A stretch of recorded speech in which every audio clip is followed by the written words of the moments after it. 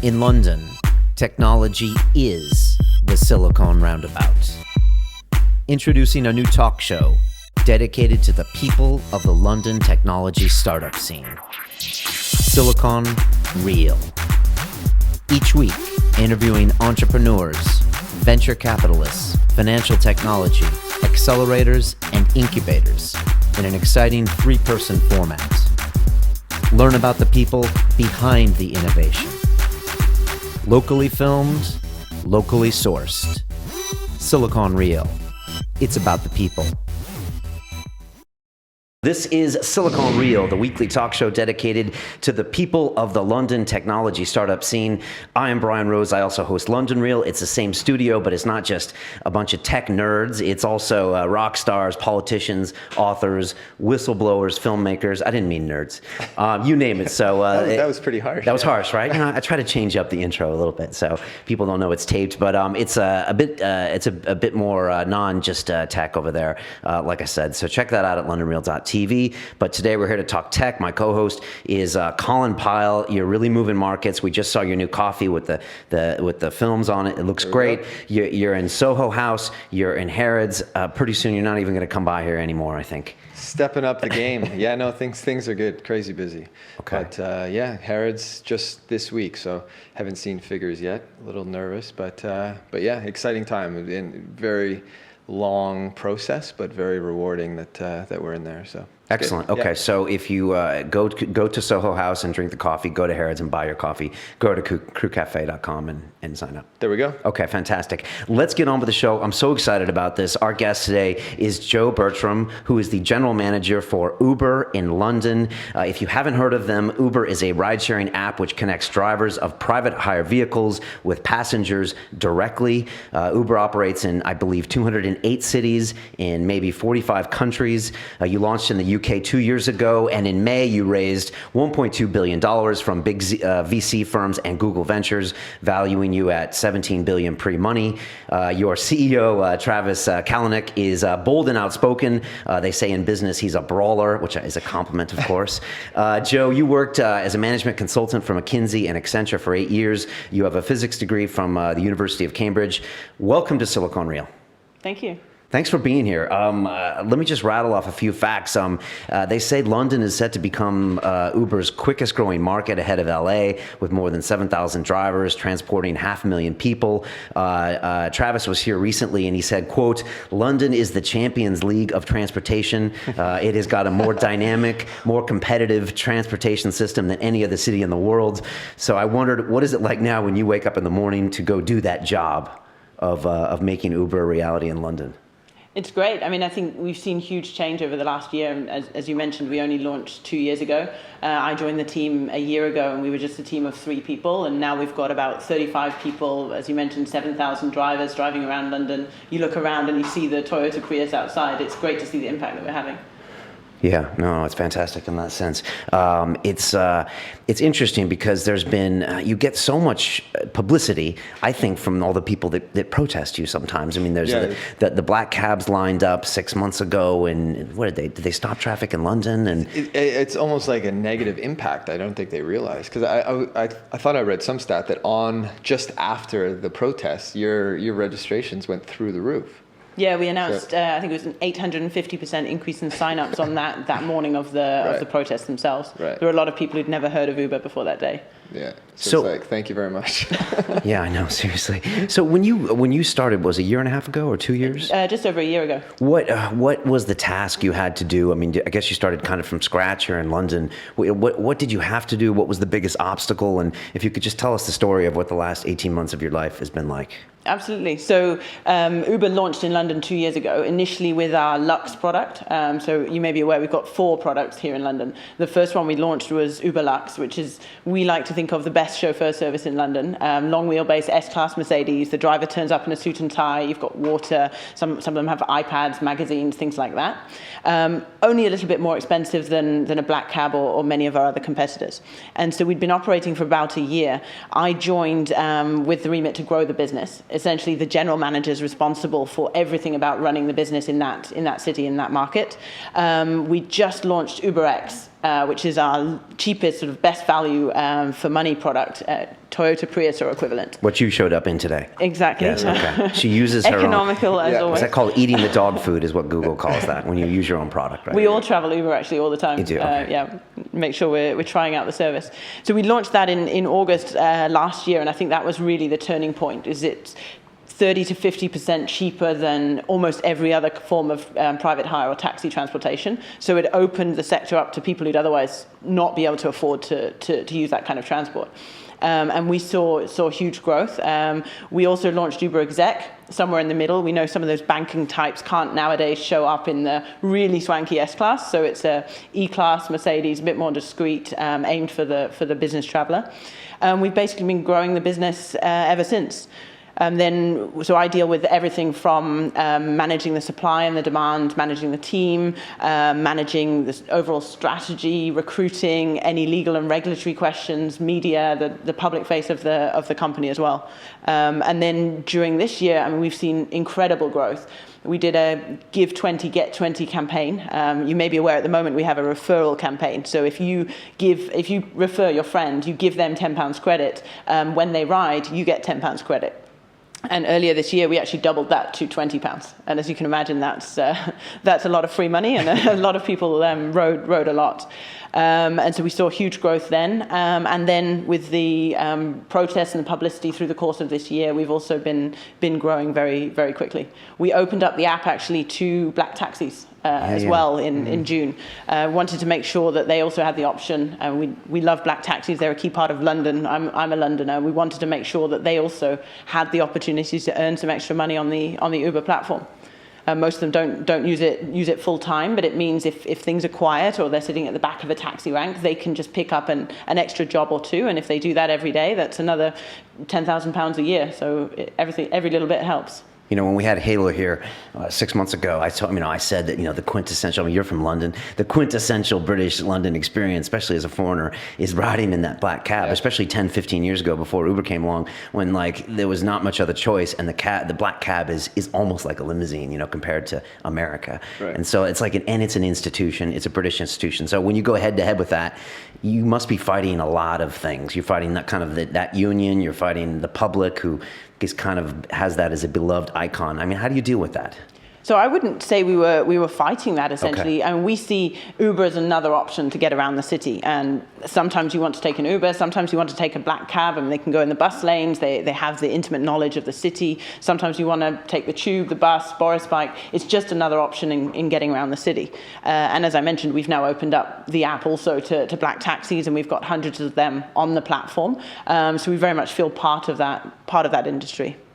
What's the biggest bottleneck you have as far as doing your job? You've been in the press in America looking for drivers and fighting for drivers with Lyft, et cetera. Is that the main issue in London, is signing up the driver side as opposed to getting the consumer base? Well, there's 10 million people in London, and we believe that we've got an absolutely fantastic product and service. So, of course, the supply side is always going to be a bit more difficult.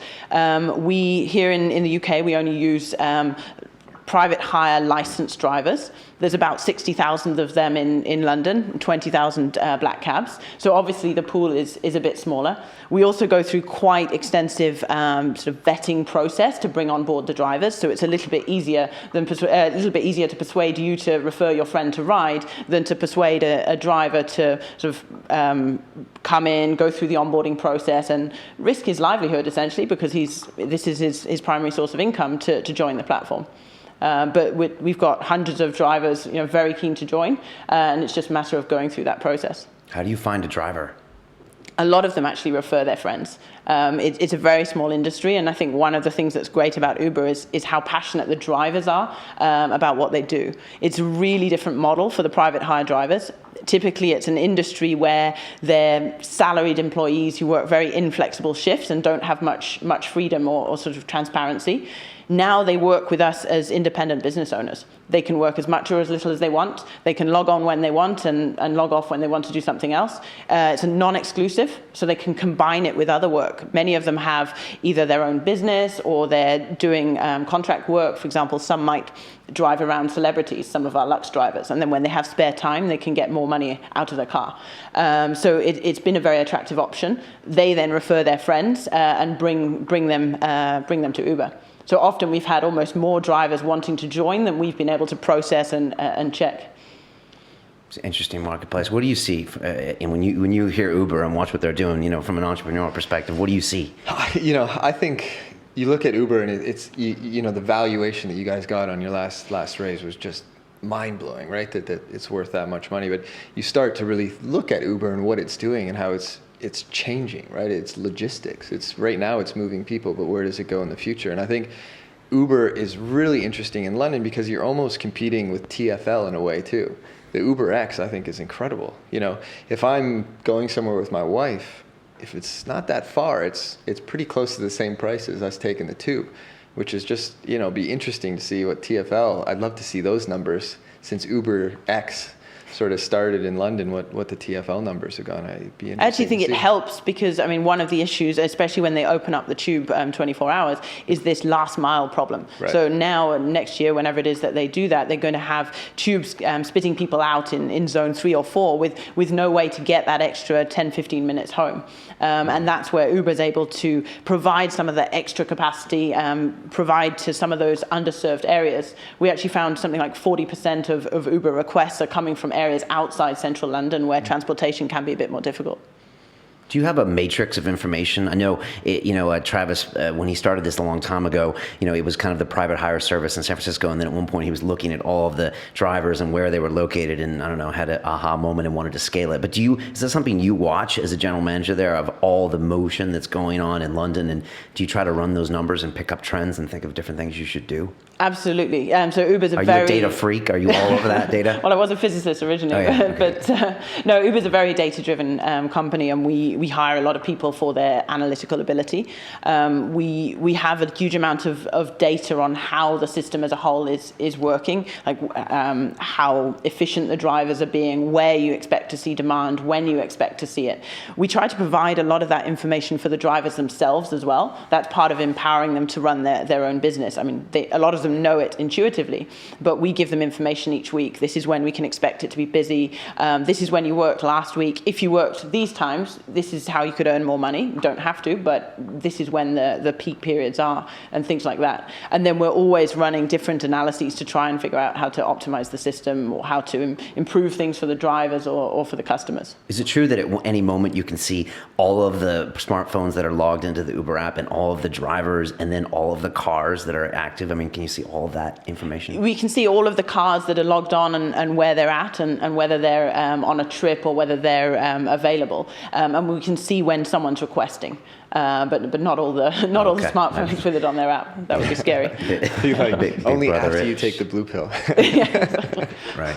No, it seems like a fascinating. It sounds like the transportation has been this massively inefficient piece for the whole world for the last, massively inefficient, because if you can really provide all this value and provide drivers that wouldn't normally be doing this, or they could work these hours and do this, it sounds like this has been running at like 4% efficiency when it could be in the 90s. Is it that much that we need to improve? Transport? I think technology's brought a lot of efficiency. I would argue, like Travis said, that London is and always has been the Champions League of transportation. So it's a very interesting market, and for us as the local team here, it's a very different market to try and grow Uber in, because there are very good alternative options. And so some of the challenges here is to make sure that we're bringing a product that's different but has its own value proposition. You can get home on the tube, so bringing a very high-end expensive service here may get much less traction. What we think we've done is actually packing in the most value at each price point. So we have a range of services, whether you want the cheapest possible option or whether you want all the bells and whistles,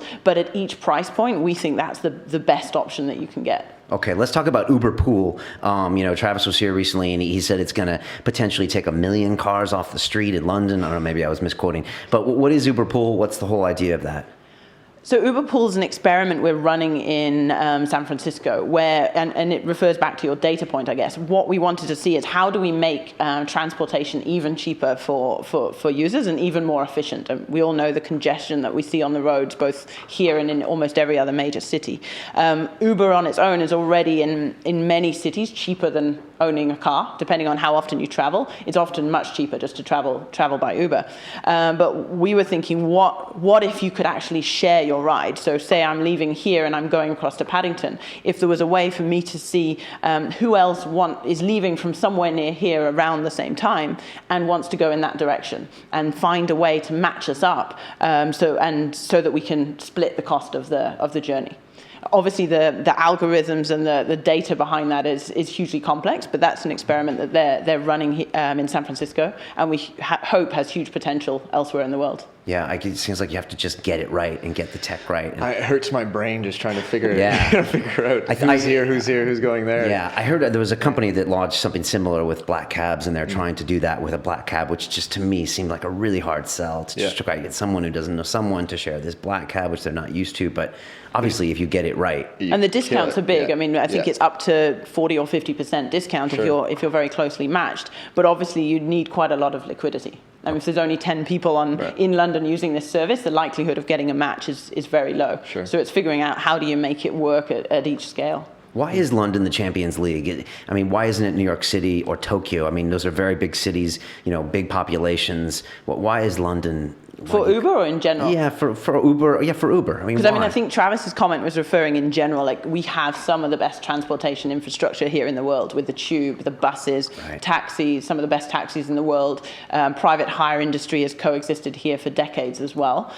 So it is a very competitive environment. I think why Uber's been so successful here is that the products we offer are very different and distinct from those other options in the market. So it's really another choice instead of trying to compete directly with something that's exactly the same as someone else is offering.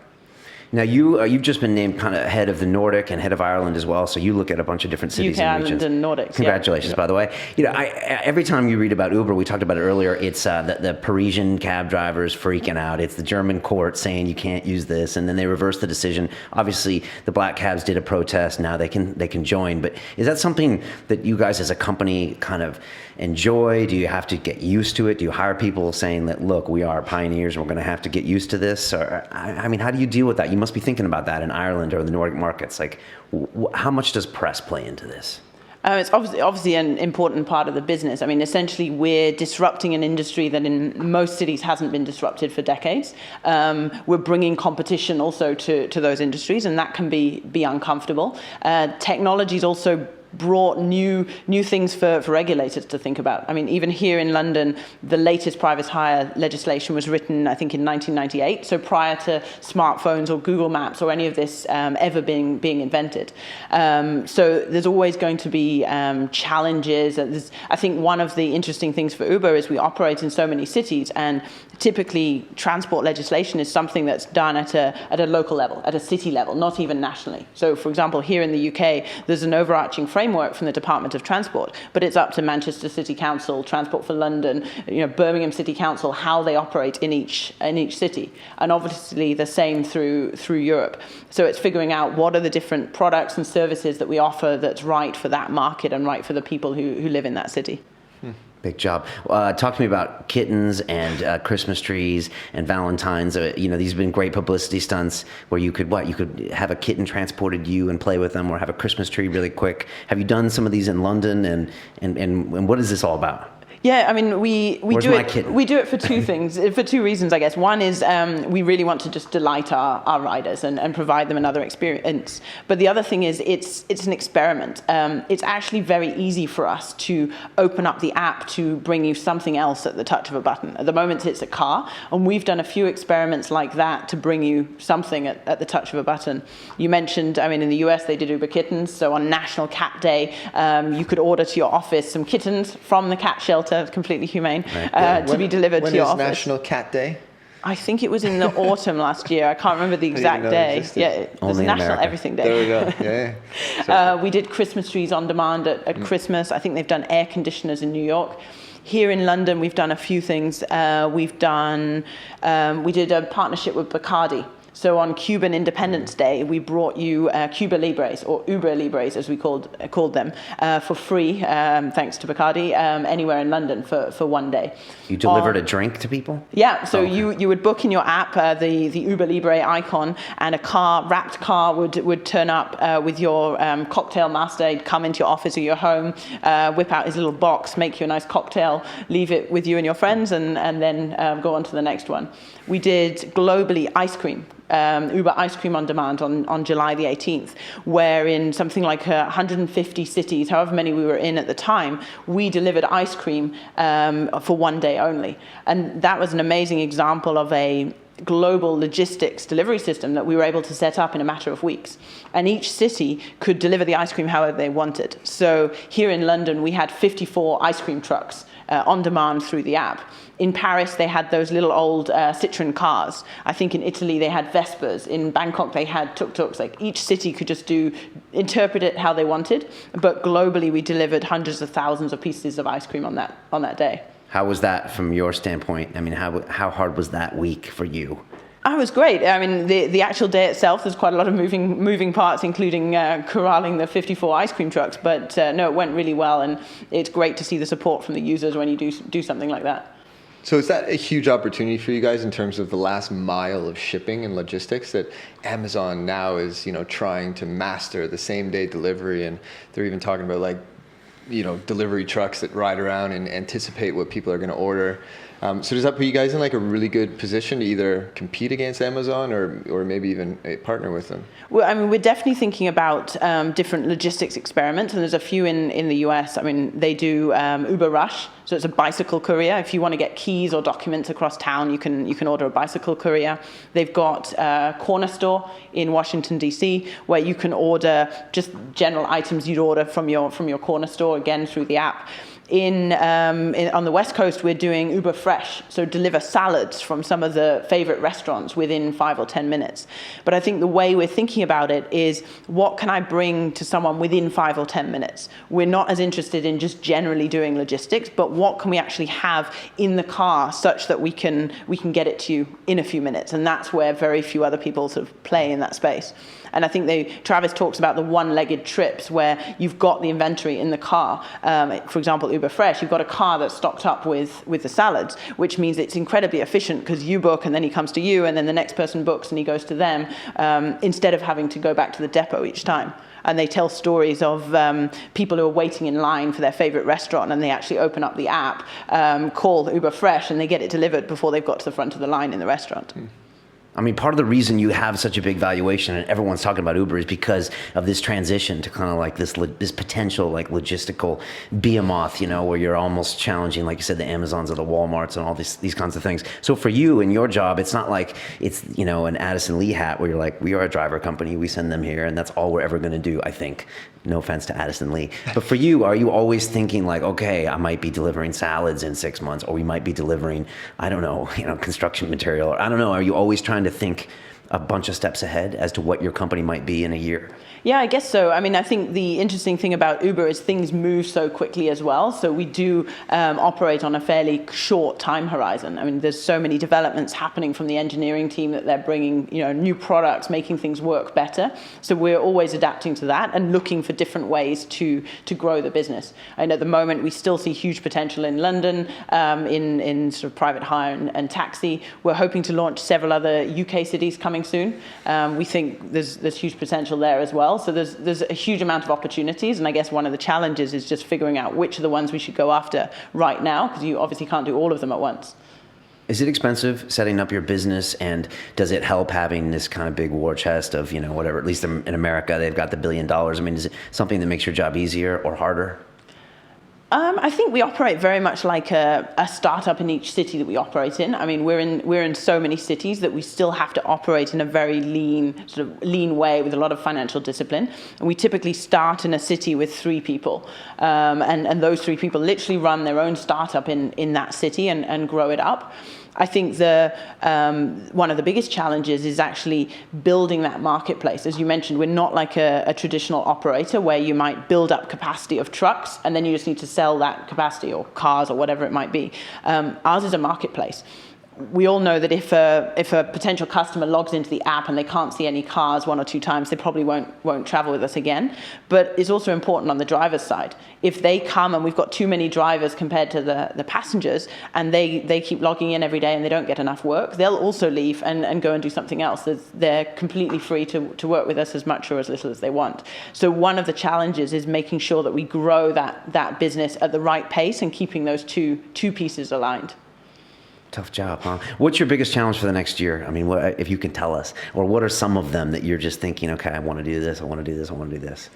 I think one of them is probably just how you grow that quickly to grow your team. As I mentioned, we were 3 people a year ago. Now we're 35 or so, 50 in the region. And growing and building a team that quickly in what is quite a complex industry and quite a complex company can be quite challenging. And when there's not that many organizations that have had to go through that growth curve so quickly, and figuring out what's the best way to do that is often challenging. Company culture, does that come under your responsibilities, and what is your culture like, and how do you promote it?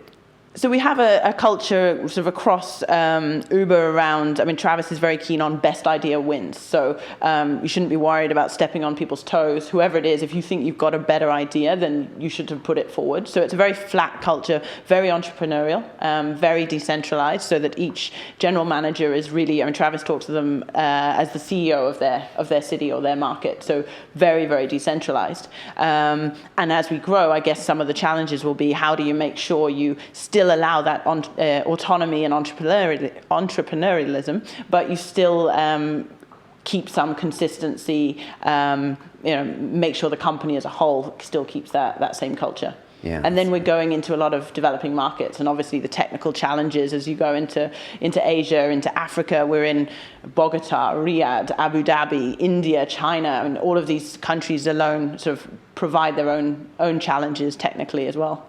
I was on Google Now the other day and checking a map, and it was like giving me the tube and the bus, and the tube in London, you're like, oh, do I go there or there or there? And then at the bottom it said, or take an Uber.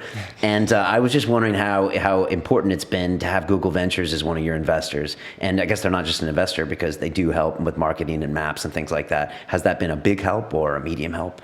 I think the two parts are quite separate, actually, the sort of investment from Google Ventures and then any commercial partnerships with Google. So we're very happy that we've managed to build that commercial relationship around the Uber option in Google, but it's quite separate from the investment. And we've actually now... But I never see an Addison Lee option there.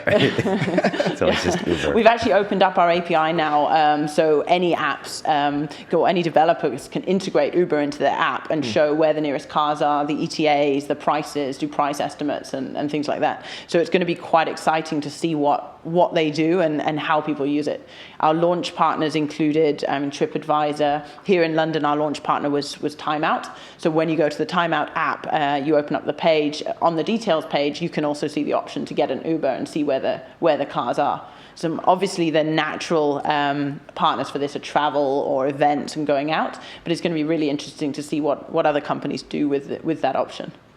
Peter Thiel recently said in that class he's teaching at Stanford, how to start a startup. He had a lecture called "Competition is for Losers," and that any good startup should just try to be a monopoly, and they should just go in trying to own a market. Is that something you think about? Because you're not, like you said, you were not competing with Halo. They can sign up. It doesn't sound like you look at this market as you have competition. It sounds like you're just building your own infrastructure, and people can join or not. Is that kind of the mentality? Well, we think it's another option. I mean, I think competition is actually good, and it's good for us. It keeps us on our toes, and it's good for the industry. I mean, from a customer side, it means you get better value, better quality, better service. But importantly, from the driver side, it makes sure that all the companies are giving the best economic opportunities to the drivers, giving them the flexibility or sort of perks that they want. So I think it's a positive thing. But I mean, it's a very competitive industry, and you're competing not only with taxi and private hire, but with tube, bus, every other form of transport as well. Yeah. Is it easy for you to hire people? Recently, it's been much easier with all the publicity. I mean, luckily here in London, there's a huge pool of talent, so we haven't struggled here. We are still looking for a general manager in Dublin. So if you know of anyone there, that would be fantastic. And we've got a ton of opportunities on our website. So always looking for more people.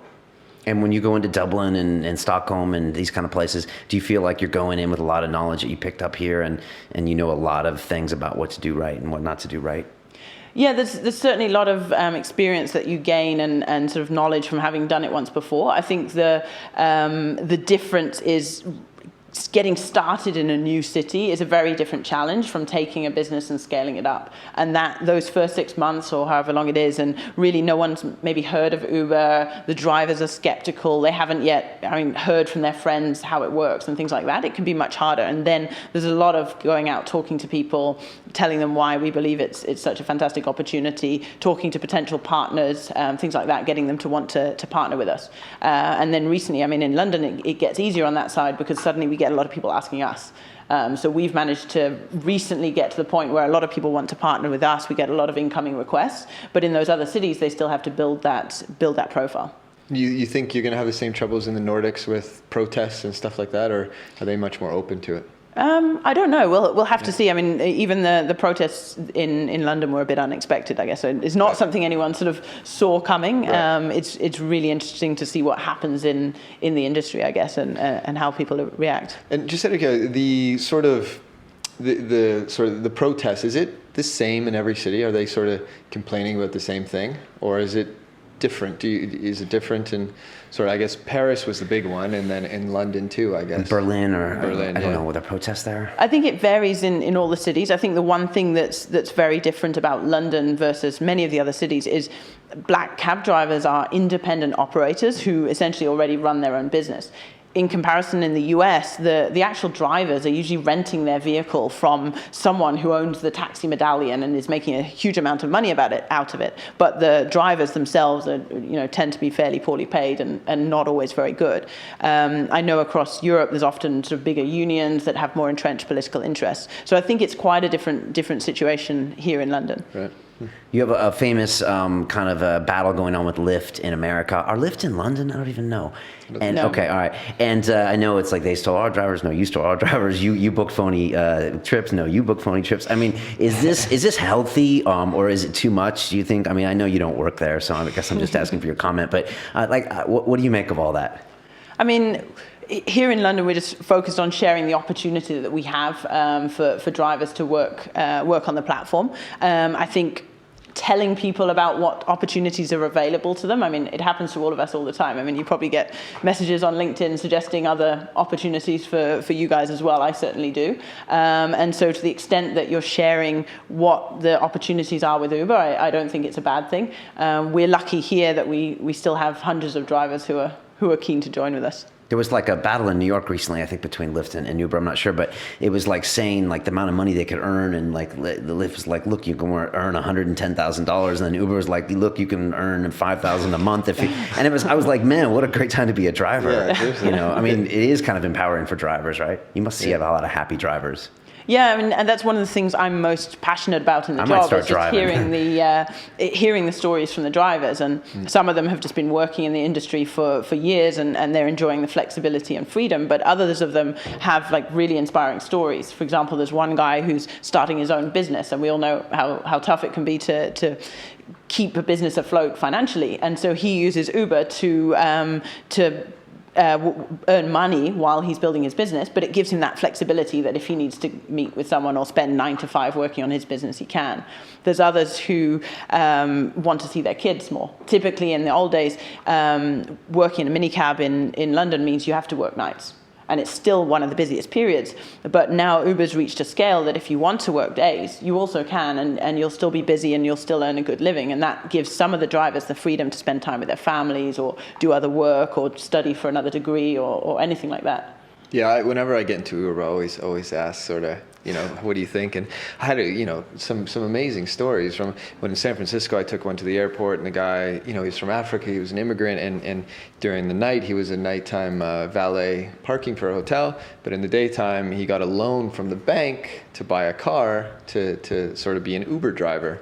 And so here he was sort of, working really long hours to sort of make his way. And then I met a guy in London I took, and he had his car, but he would be Uber in the evening to save up for a vacation for him and his wife. So it's kind of, people just as secondary incomes, even as an option. It's and we've cool. even had drivers who sort of use Uber to build their business around Uber. So maybe they start on UberX, earn enough money to buy another car, and then their friend or their brother drives that car. And there's a couple of drivers who've now got 4 or 5 cars, and their family and friends are sort of using them to work on Uber. And obviously, if you can get a couple of drivers sharing the same car, that enables you to use that asset round the clock, and its economics work out even more. Let's talk about you for a bit. We're a management consultant for 8 years, which means I think, and maybe I'm generalizing, that you go in and you tell companies like how they can make their company better, but you don't actually own the company or own the business. And now for the last 2 years, you're responsible for a huge part of, Uber's new business. Do you like the operating experience where everything's on the line and it's your fault? I mean, it's your success or your failure, or am I generalizing the management consultant industry? No, that's probably a fair comparison. And that's both are enjoyable and require sort of different skills. I think what you realize is actually making the decision versus telling someone they should make that decision is obviously a lot harder. Sometimes you may know what the right thing is to do, but actually to go and do it and be the one who's sort of accountable for that is sometimes a bit harder. But personally, I enjoy it a lot more because the results are very tangible.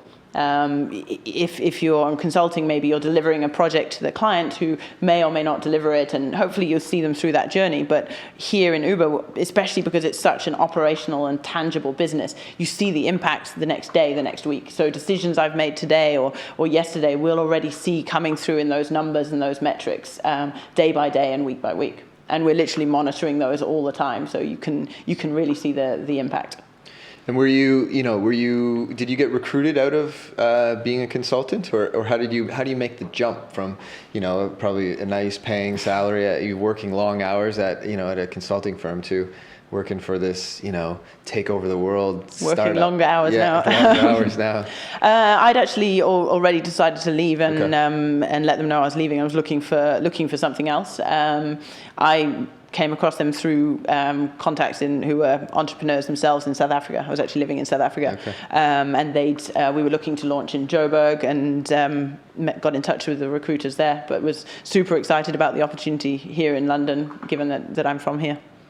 You're a Londoner. What do you make of the tech scene in London or here over the last 3 years, 4 years? I know you're seeing it from the Uber side, but if you just took a step back, what do you think of everything that's going on? How does it feel to you?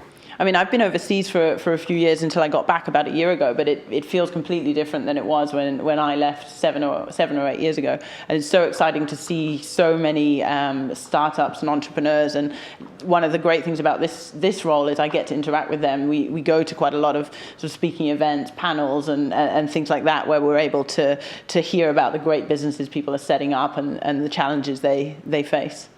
I want to know what it's like working for an American company. I mean, when I heard about the big raise you guys did, and I was like, okay, what's the difference between Uber and another one of these companies? And they were like, it's the audaciousness, it's the vision of this huge, huge thing that you guys want to be someday. And I mean, obviously you get that feeling from that kind of, Silicon Valley, let's think big perspective. And do you think as London, we lack that a little bit? Do you really feel that as being kind of an American company more so than you think if we were a British company? That's interesting. I haven't worked with a British startup. I think maybe externally that comes across more from an American company. I mean, I think there are quite a lot of British startups as well who have that ambition, and maybe there's just been less of a track record ahead of them to prove that. But you hear Boris Johnson talking about wanting London to be the tech capital of the world or of Europe, and I'm sure that'll happen one day.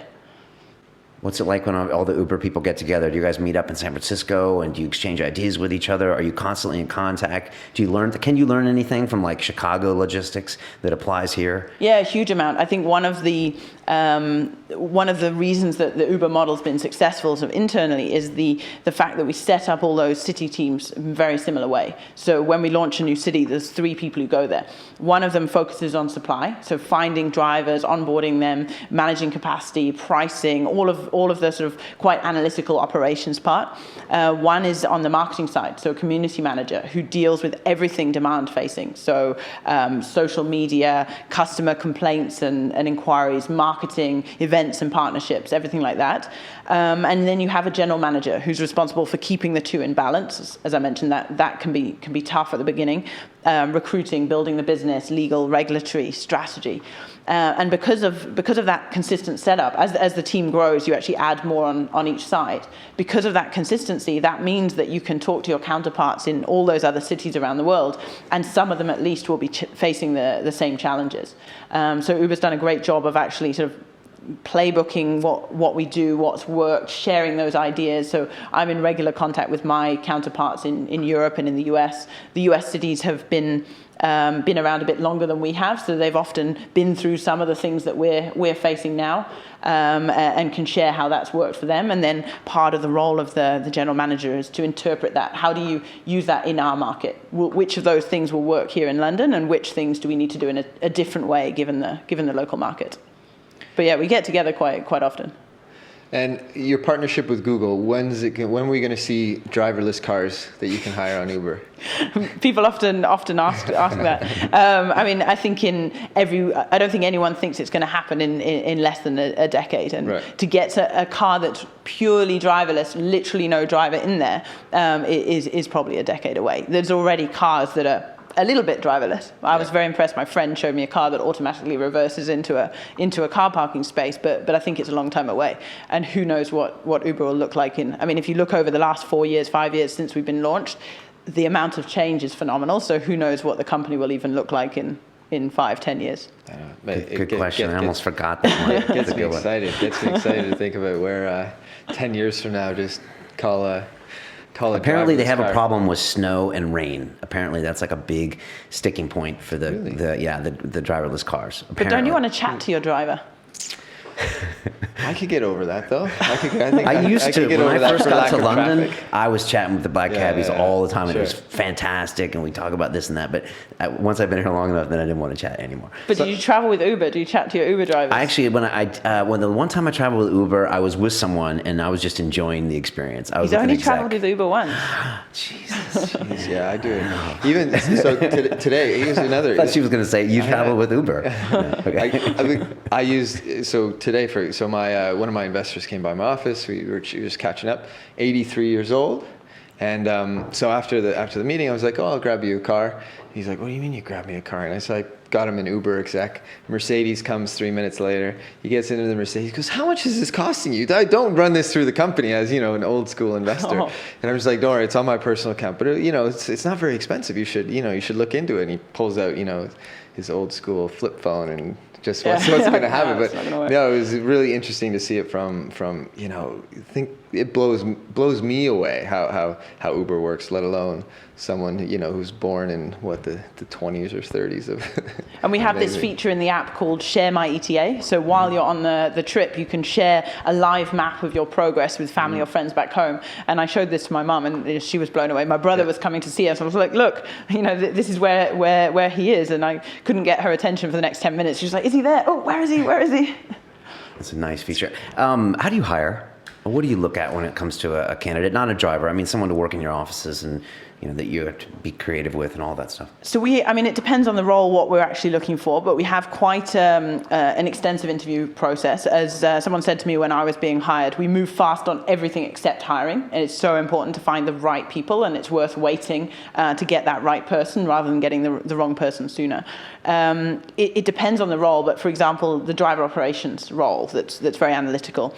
We'll probably do a phone screen or something like that, and then we'll set them an analytics test. And that test is very indicative of the type of work you do day to day. So it'll be using Excel. You need to run some data about driver efficiency or how to allocate drivers when they're on hourly shifts or something like that, to see if they can both take data, manipulate it, interpret it, and then turn it into action at the end. And then they'd have some interviews with people on the team who are doing that role and the team lead, and eventually with myself. For the general managers, it's a really interesting process because you need to do both the analytical side, so you do the same test as the operations guy, and then you do the test of the marketing team. So we set them a creative challenge, tell us about some exciting, innovative marketing partnerships that you could do. You have a few interviews, and then you actually put together a city plan for your city. So you say, what would you do, in my case for London, what would your plan for London be over the next 6 months? Where do you think we could get it to? What would you do on the demand side? What would you do on the supply side? How would you manage the team? And the whole process is very, very similar to exactly what you do on a day-to-day basis. So for the candidate, it's great because you get a feel for what you do. And if you don't enjoy the process, it's time-consuming. But if you don't enjoy the process, it's probably not the right job. But you also get the ability to interact with the members of the team and see, we can both see mutually, do we like working together? Is this a good fit? Is this someone I can work with? So that by the time we get to the end of the process, then we're very confident we found the right person. Wow, that's an exhaustive process. Why did they hire you? I'm curious. Why do you think they hired you? No, but what was it, do you think? Was it your analytic background, or that you'd work in many places in the world, or I don't know, what do you think? I don't know. I mean, what they look for in a GM is both his analytical ability, the creative ability on the marketing side, but then also the ability to run the city. And I think in hindsight, I'm very glad that I came in at the stage that London was, because I think my skill set's better suited to taking a business that already exists and growing it fast versus that challenge when you go somewhere where the city hasn't even launched yet. It's really tough. I mean, it's a different skill set, but you need to be able to hit the streets, talk to people, persuade them to join, persuade them to partner with Uber. And that's quite tough. And I think my skills are more relevant in the kind of scaling side. And how do you market now? So you may have seen we do almost no above the line advertising. And what we believe in terms of marketing is that if we can get you in a car for the first time, you'll have a great experience and you'll ride again. So almost all of our marketing is around that. So we partner with an event or a venue, for example, Soho House or a festival or something like that. And it adds value for that partner because they need people to get to and from their venue. And it means for us, we get to reach their audience. So we'll send out a promotion code, get them riding to or from the event, and then they're very, very often ride again. And we actually see really interesting rider behavior. That's one of the data sort of things we look at, is how often people ride with Uber. And you see that they ride the first time, and then there might be a few weeks gap, and they ride again, and then again a couple of weeks later, and it gets more and more often. And you see that sort of hockey stick approach after that first experience. And then we do quite a bit on social media, so trying to do a lot of viral marketing and the referral campaigns that I talked about. So using, if you hear about a service or a product from your friend, you're much more likely to try it than if you read a random advert somewhere. But you have all this money you could spend on marketing. It must be. I mean, that's a conscious decision because you could spend a lot of money, couldn't you? Well, giving a free ride also costs money, right? Because we still have to pay the driver. But we believe in really focusing the marketing on those very direct efforts where you can trace it back and you can make sure you're making efficient investments. It would be very easy with 200 cities to waste a lot of money on sort of generic marketing. So we make very, very sure everything's very metrics driven and sort of results oriented. Joe, we always ask everyone that comes here a couple questions at the end about you, and so I'm going to hit you with them. If you could make a phone call to the 20-year-old Joe Bertram and give that young lady a bit of advice, what would you tell her to do or not do? That's an interesting question. I think I'd say just relax. Don't worry about it. It'll all come right. I think you were probably very serious. Yes, right? I was very, very serious. Exactly. I was very, very serious and very, very passionate about what I was doing. I think I still am, but realizing that those bumps in the road are inevitable, and you'll get over it. Good advice. What's the best advice you've ever received in your business career, whether it's been at Uber or when you were consulting? trying to think about that. So I've received a huge amount of advice. Actually, I think one of the most valuable ones, and I don't take it as seriously as I should, but is the importance of taking some time every day just to really think about what the most important priorities are. I think one of the challenges at Uber is there's so much stuff going on, there's so many cool things, there's lots of operational issues or challenges, like it's a very day-to-day basis. But you can find yourself keeping busy without necessarily achieving those important priorities to move the business forward. So actually taking the time just to think, hang on, there's 50 people asking for my time on things, but what are the 2 or 3 things that I really need to get done today to make the most impact, instead of just keeping busy? How do you do that? I think it's just trying to find that space and time. For me, it needs to be outside the office, because I just need a quiet environment away. No email, no no messenger or anything like that. But it's really challenging, and especially in these days, you have so many different channels of information coming in. You're getting emails, you're getting phone calls, you're getting messages through 10 different channels, and making sure you take the time just to say, okay, no, pause that for a minute, and let's just really think where the business needs to go. That is really good advice, actually. What is your typical week like? I mean, how many hours are you in the office? How many hours are you thinking about the office? Like, what is it typical for you? It varies a lot, and there's a lot of flexibility. I typically spend probably most of the time between kind of 9 and 6 with the team, and with different elements of the team, working on problems, finding out where we're at. We at the beginning of the week we review the metrics from the previous week, see how we're doing, what do we need to adapt. It's a very day by day, week by week business, but then also spending time with them, figuring out what's the next marketing campaign, how do we get more drivers, whatever it might be. Plus quite a lot these days of external things. So speaking events or media or things like that. We might also I do a lot of recruiting, especially when we're growing. So to grow that quickly, I mean, if you imagine we've hired, 30 people, think of the number of people you have to interview to get 30 good people in the door. 20% of your time recruiting? Yeah, probably that's probably fair. It comes and goes, so we'll do a big push, and then it might be a bit less for a while. But yeah, a lot of time on recruiting. Spend a lot of time talking to my counterparts in other cities to see what we can learn from them. And then some of the time actually on the operational stuff of the business. So, for example, almost all of my team here in London deal with driver emails and customer emails, and I think it's really important that you still do a bit of that just to keep in touch with the business and know what's going on. So I still dig in and do some of the more challenging ones there, and so writing back to a driver who might be upset, or to a customer and things like that. That's coming up a lot in this Stanford class, is getting your tech people to answer the customer service, yeah, and getting everyone to answer it, because then everyone sees the problems and fixes them. And we've even, at the moment, we've even got a lot of our marketing team also working on the driver side. So instead of keeping it like very separate, we're thinking, how do we use their skills to figure out how we improve the experience for drivers, both to attract new drivers, but to make sure we're giving the drivers we have the best support possible. Our operations guys are typically very analytical, but the marketing guys can bring this just softer side. How do we make it all more fun and more easier to attract more drivers? Right, because it is a marketplace, and you're marketing to both sides. Yeah, exactly. And when do you have downtime, and do you take your downtime seriously? Do you shut off your email and all that stuff? I do tend to be very connected in this business. In my former life, I did try to shut off email and things like that, but it is a 24/7 business. I mean, people are moving around the city 24/7, so I am usually pretty connected, but it's typically the weekends. But it's funny, it's such an interesting job that if I sit down at my computer to try and do something else, I'll often get distracted into doing something related to work anyway. Or you get like taken over to look at analytics on a Sunday afternoon. Just yeah, exactly. It's more fun than paying my bills. Exactly, I wonder what's going on. Yeah, what did we do last night? Last part of the advice question is to the 20-year-old that's listening around the world in any country, in any capacity. What advice do you give to them if they want to get involved in a company like Uber or in some of these exciting, growth startups?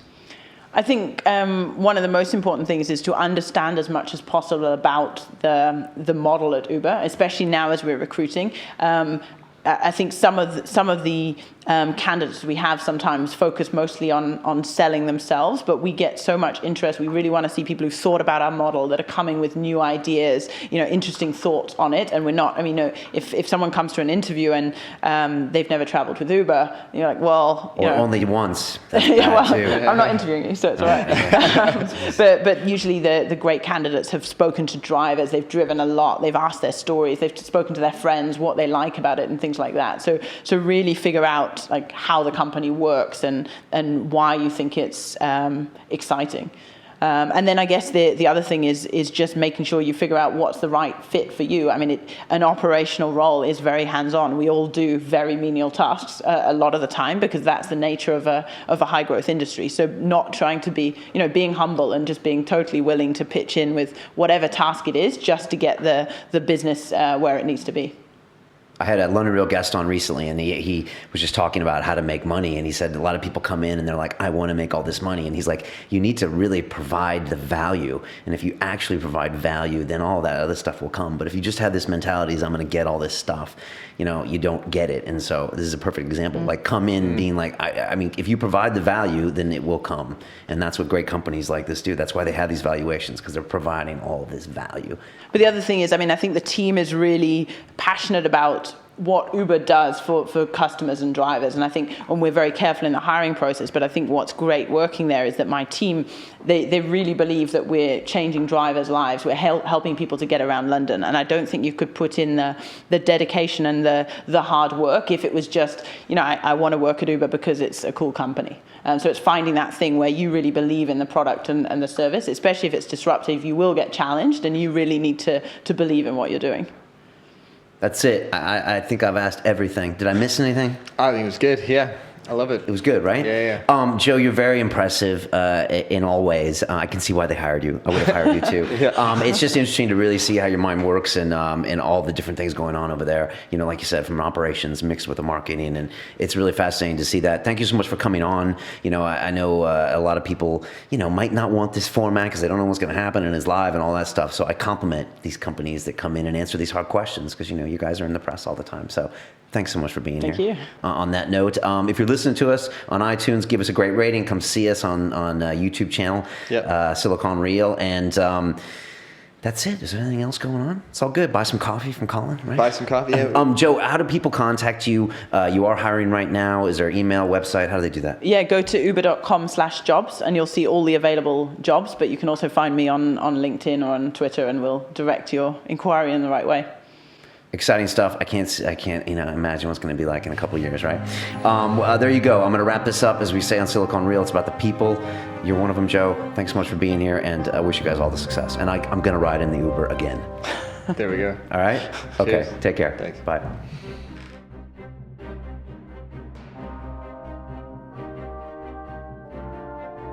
Once you're in a buyout industry, the key skill you need to have is being very, very, very good at spreadsheets to analyze the target company in as much detail as possible. Usually when we first invest in a company, you're right, we own 20% and often the founders are left with 80%. Generally, we still want those companies to be run and managed by the founders. The three biggest trends around where most of the value in the tech industry have been created the last 10, 15 years, probably I would say mobile, social, and cloud.